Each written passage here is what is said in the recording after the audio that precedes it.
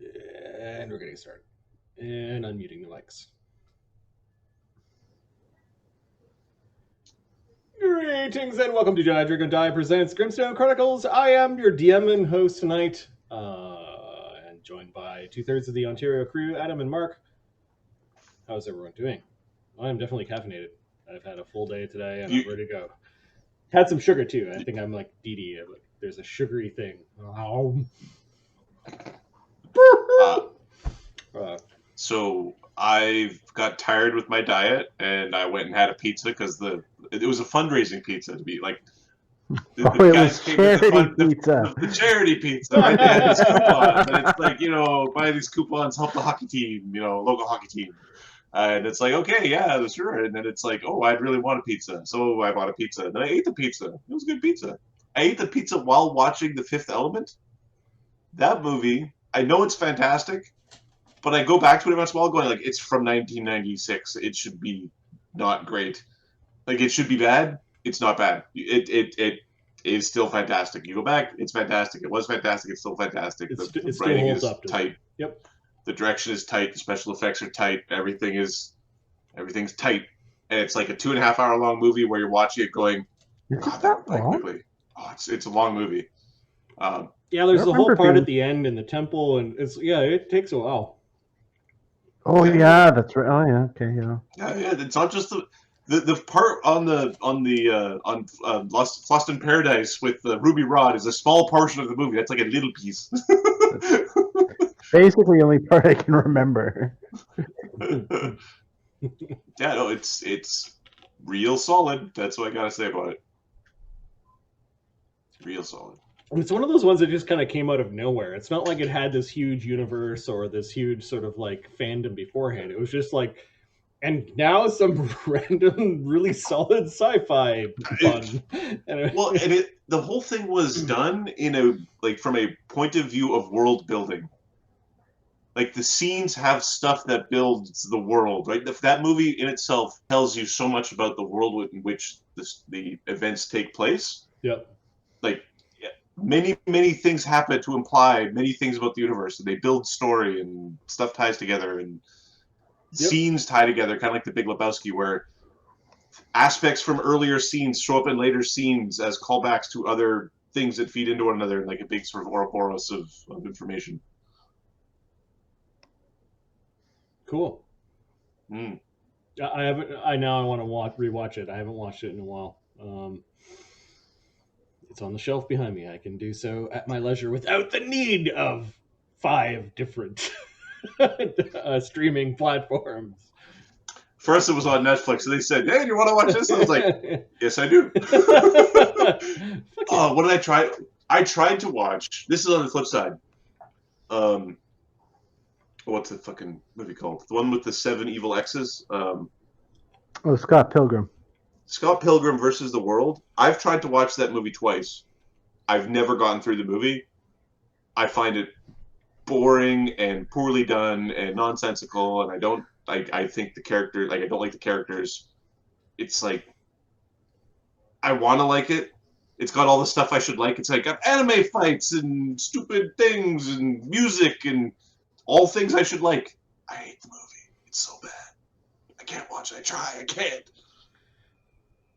But about 2 or 3 months back, you guys reminded me of Man on Fire, and I went through a Denzel Washington movie kind of lately. Movie, yeah. And Man on Fire is one that I'm happy was a good example of how to end a movie without a shootout where the hero gets lucky and somehow pulls out and wins. That movie had a proper movie ending. Right? Mm-hmm. Now, there could be argued, like, should he have blown up in the car or whatever, and we had that conversation offline.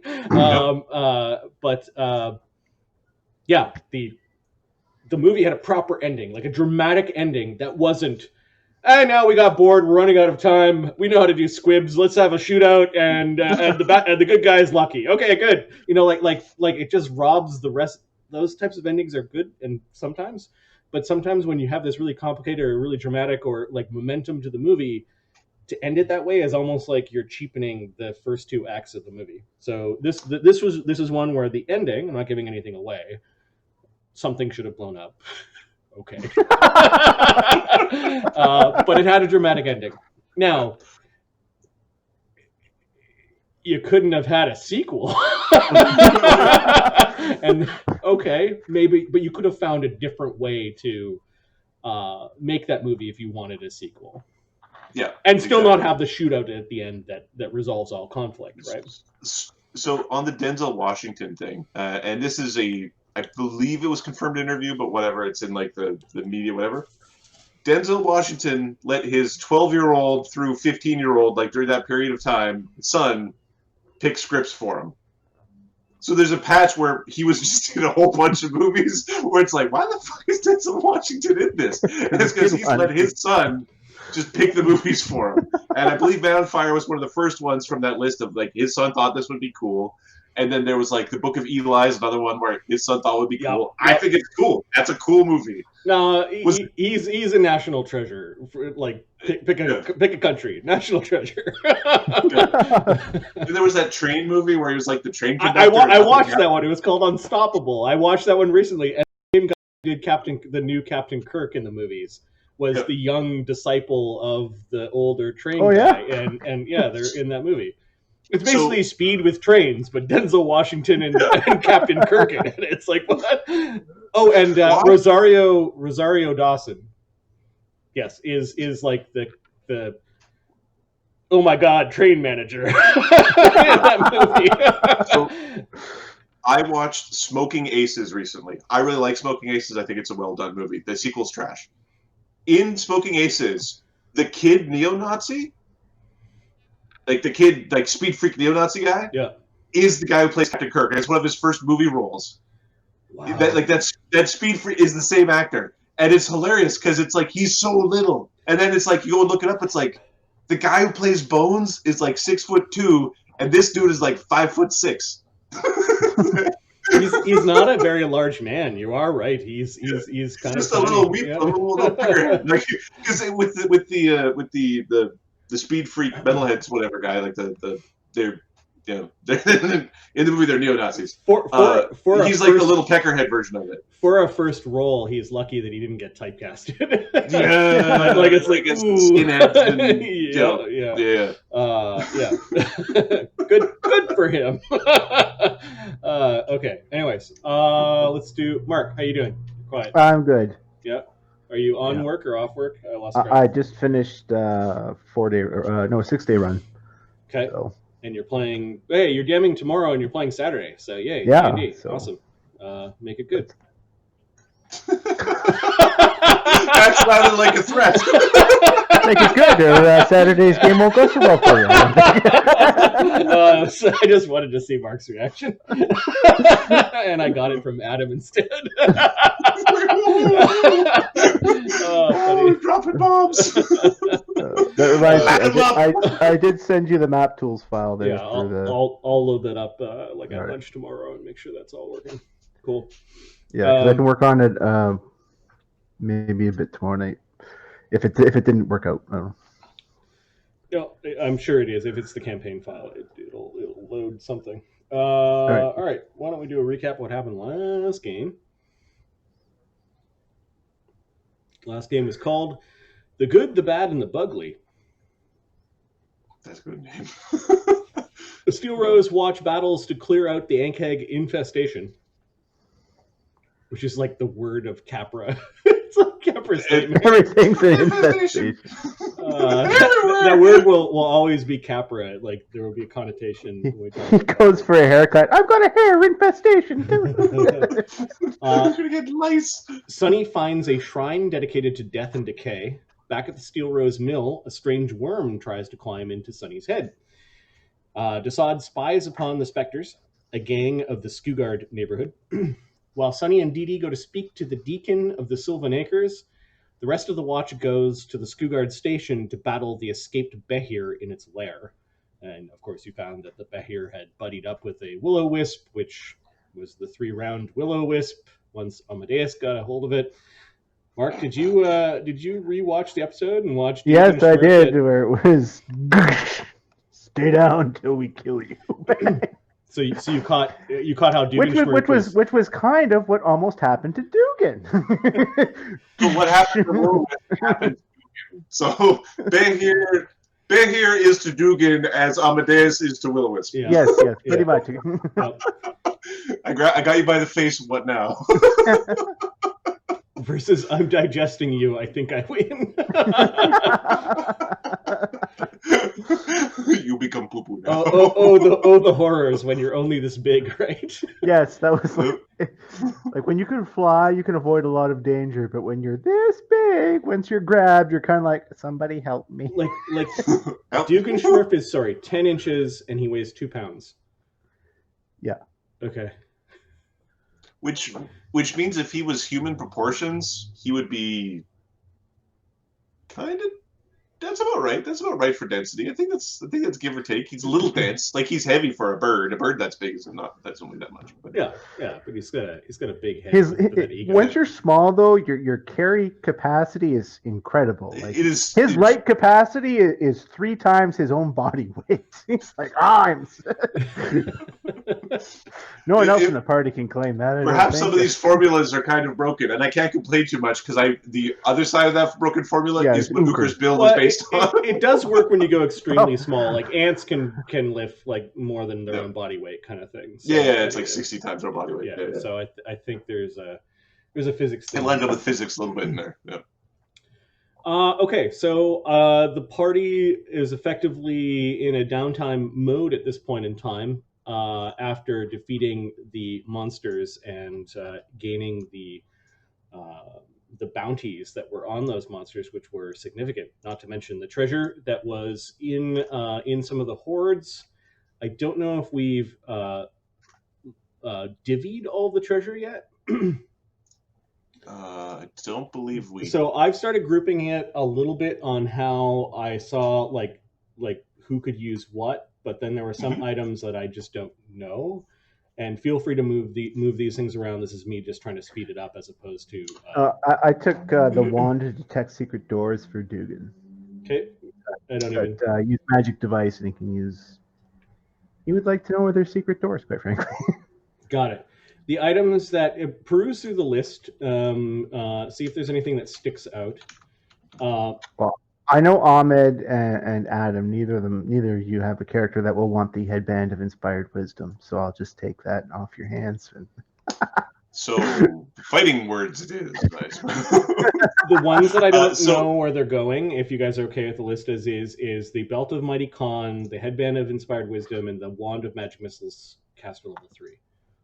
So the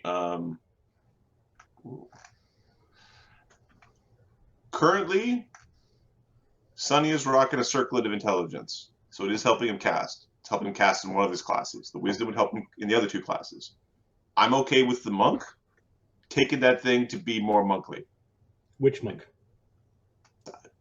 Frankly, either monk, as long as they pledge not to let me get eaten. Now, Cog has a circlet that gives him a racial bonus to con, and +1 on all of his craft checks. He's got the phylactery of the gnome kinder. Okay. So is that a head slot or a headband? It's a headband. Oh. So it sounds like it would sort of be going like. The thing is, if I give up the int one, nobody's like, I want the int one. Yep. Yeah, no one's jumping on that. Right. So I think it goes to Amadeus. Yeah. All right, Amadeus. But Amadeus has to pledge to protect me. Amadeus. Protect me, Amadeus' son. All right, who's getting the Belt of Mighty Khan +2?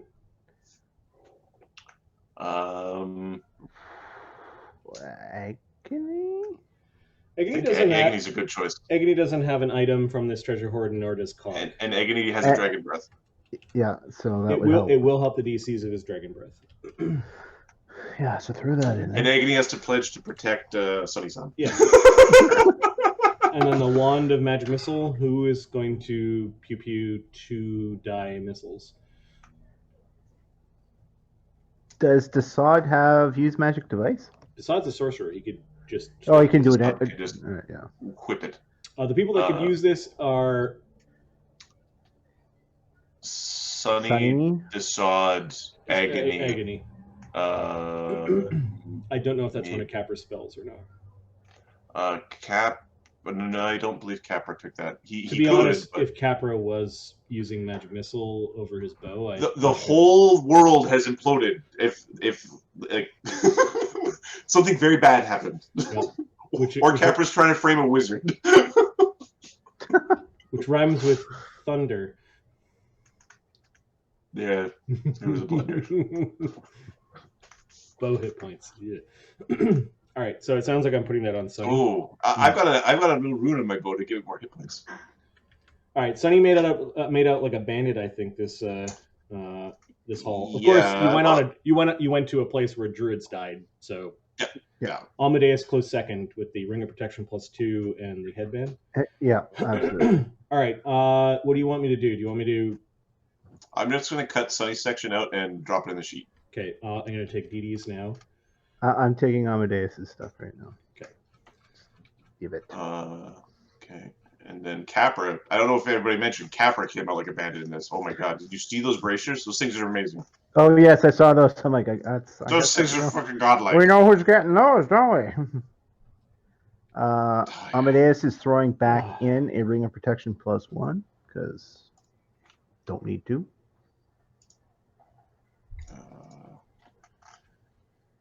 Capra is.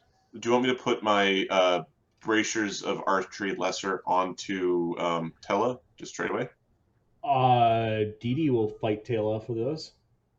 Oh, Dee Dee can take him. Capra doesn't like Tehla. Oh, she's broken. The lesser only give bonus to hit, right? Not bonus to damage.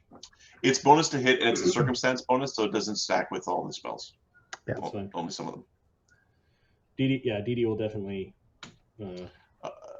Now the Ankeg trophies, I think those I just took that as like the carcasses, so it's being converted into stuff. So I think Slake has that as their the crafting. We'll get to the downtime. I think he's using one Ankeg could be crafted into one suit though, so you've got lots of leftover Ankeg.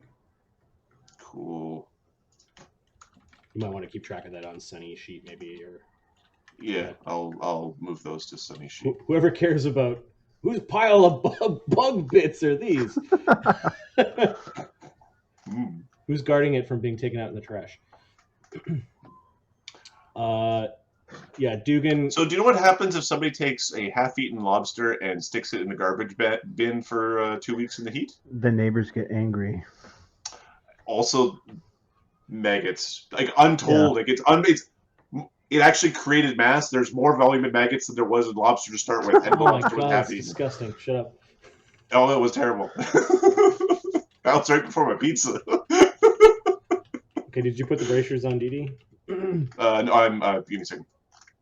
I'm do it now! Do it now! Agony. You're not getting any sound? Test. 1, 2, 3. Check. Hello? Check. Test. 1, 2, 3.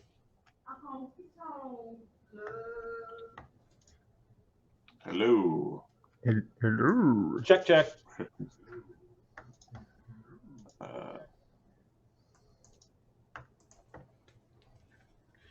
I'm getting sound through Twitch. Yep. I don't know if my mic's loud enough, but.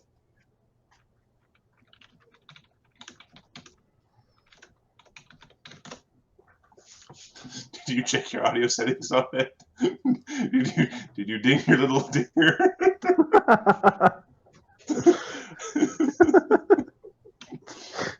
That would be a no. No, he did not.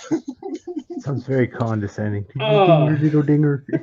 Did you, buddy? Did you ding your dinger? Like when you click on the volume and it goes boom, boom, boom. Can you put your little earbuds in there, buddy?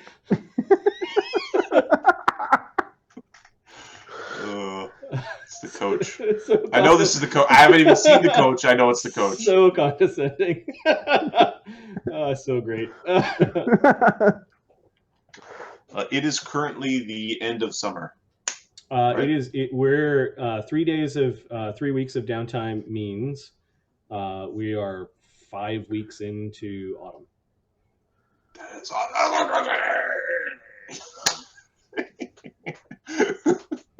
Are you okay? I'm down. Agony gained 7 hit points. That's not a bad thing. Yeah. Right before the level where you go, I don't need a hit die. Yeah, that's Magic arrows. Yeah, he's gonna go. Capper's like one of those people where it's like you buy them gifts. They like dogs, and you just buy them dog stuff. He likes arrows, so you get him arrows, and he's like, "Hey, arrows! It's great." Have to hit dice 3, plus ability focus 5, and con plus 3. DC 18. All right. I think the rest I can do later. You guys are moving things on your own. Yep. Yeah, I did that. Okay. Amadeus' stuff is still shown there. Oh, I'll delete it there. Same with Duggan's. Okay. Dugan got stuff? Hang on, I didn't even see that. You got the wand and a sun rod. Oh, right. Yes, I'll do that too. And Dassod got his ever-smoking bottle. I will paste that onto his sheet. Oh, my soul. Still need $5,000. My soul. All right. Yeah. As you guys are entering downtime, I think we filled out downtime before game. At least what the different characters were planning for the 3 block of downtime. Slake has gone nuts with training, or sorry, with crafting. So he is definitely bending a lot of metal. He is doing the following, and keep in mind he doesn't need to sleep, so he's able to cram a lot in, and he's been saving his money for a while. First, he's buying superior quality tools. We decided offline that a superior quality tool is $1 to $2 grand, and it gives a +4 non-magical bonus to the associated skill or profession check. So he's buying some. He's spending time scouring the city for armorsmith and weaponsmith superior tools. This means he can meet the minimum DC to make his mithril full plate. He's making mithril full plate. He now can move around the combat field because he gains a +15 speed through barbarian and forsaker, and with his dwarf, with his dwarf base speed, that's a 35. So he's pretty good there. He's fixing his great axe, the adamantine great axe that got broken during a previous adventure. Is now fixed. He is rebuilding the sled, which is what he's calling his masterwork tower shield that you guys broke in the bug adventure. So he rebuilt that. He rebuilt it with a shield. What do you call it? A buttress. A buttress, a reinforcing buttress, so it's got more hit points. Then with the scrap mithril, he's creating an entirely new mithril tower shield with a buttress on it, which gives it more hit points, and it's got a higher hardness. Unfortunately, mithril's got the same hit points as steel. Then there was something else. Oh yeah, Sunny asked him to build a suit of full plate out of one of the sets of ant kegs, so he is going to do that. He is able to make those craft checks, and I think that puts him at 34 days of crafting during your 15-day downtime.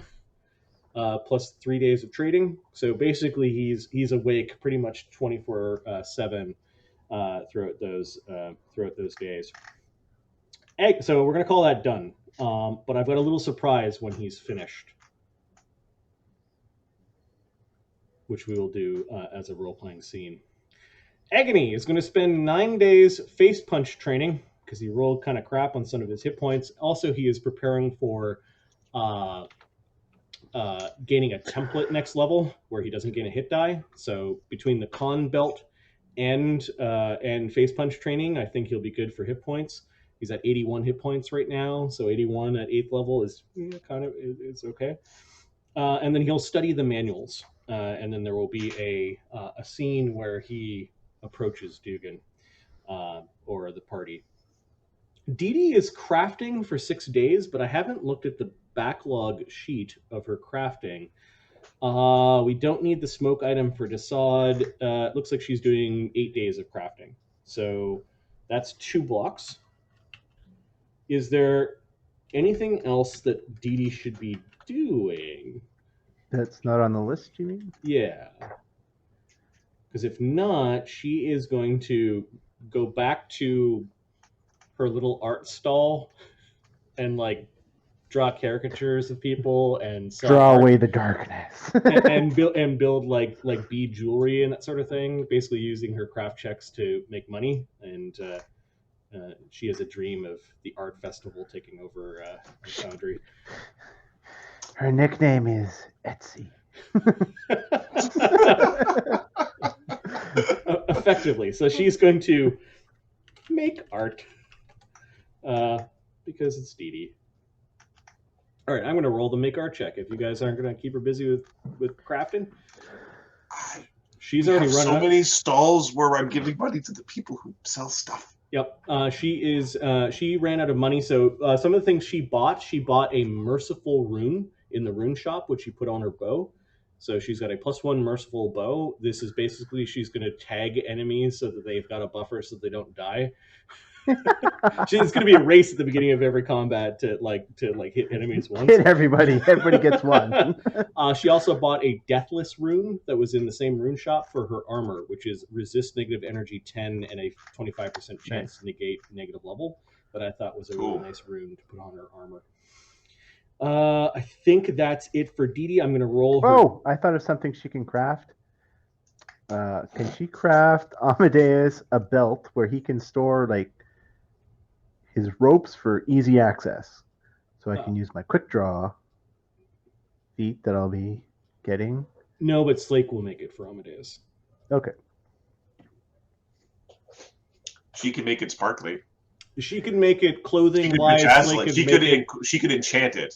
Slake would probably be the better one to ask. She's like, that sounds like armor. Could you get Slake to do it? Fine. He looks very disappointed. He doesn't like dealing with Slake. I think Dee Dee knows this and wants the two of you to be friends because you're a good influence on Slake. We're throwing each other around his armor shop. It's like I'm 11 again. Yep. All right. So Drake. Dee Dee is going to Drake Fox. Dee Dee is going to make her Marty, visual art. We're getting a really strong buzzing sound from your audio. Do you have a loose cable somewhere? Maybe. She makes 10 gold pieces.